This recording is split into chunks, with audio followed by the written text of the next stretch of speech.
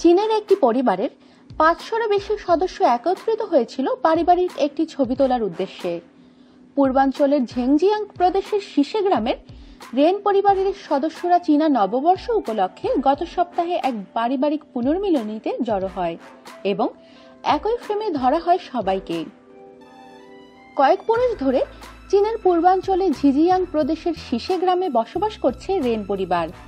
গত সপ্তাহে চীনা নববর্ষ উপলক্ষে তারা একটি পারিবারিক পুনর্মিলনীর আয়োজন করে। সেখানেই একত্রিত হয় পরিবারটির 500-এরও বেশি সদস্য। পরিবারের সবাইকে একই ফ্রেমে বাঁধতেই তাদের এই উদ্যোগ। পরিবারের সেই ছবিটি তোলেন ঝ্যাং লিয়ানজং নামের একজন আলোকচিত্রী। একটি ড্রোন ব্যবহার করে ছবিটি তুলতে হয় তাকে। ঝ্যাং লিয়ানজং বিবিসিকে জানায়, 851 বছর আগেও রেন পরিবারের পূর্বপুরুষদের খুঁজে পাওয়া যাবে। তবে 8 দশক ধরে পরিবারটির ফ্যামিলি ট্রি বা বংশ পরম্পরা সংরক্ষণ করা হচ্ছে না, কিন্তু সম্প্রতি এই বিষয়টি নিয়ে সচেতন হন পরিবারটির বয়স্ক সদস্যরা।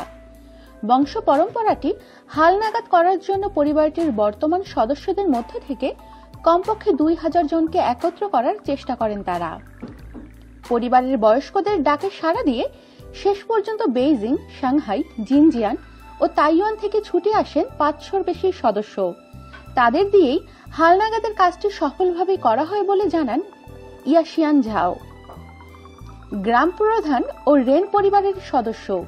রেন তুয়ানজাই চীনের রাষ্ট্রীয় সংবাদ মাধ্যম সিনহুয়াকে বলেন, একত্রিত হবার একটা প্রধান কারণ হলো আমাদের উত্তরসূরিরা শেষ পর্যন্ত কি করছে, কোথায় বসবাস করছে তা আমাদের পূর্বপুরুষদের জানানো। আর একত্রিত হবার আরেকটি কারণ হলো উত্তরসূরিদের তাদের শিকড় সম্পর্কে জানানো, যাতে তারা যেখানেই যায় এটা যেন মনে থাকে তারা কোথা থেকে এসেছে। আমাদের সাথেই থাকুন আর সাবস্ক্রাইব করুন।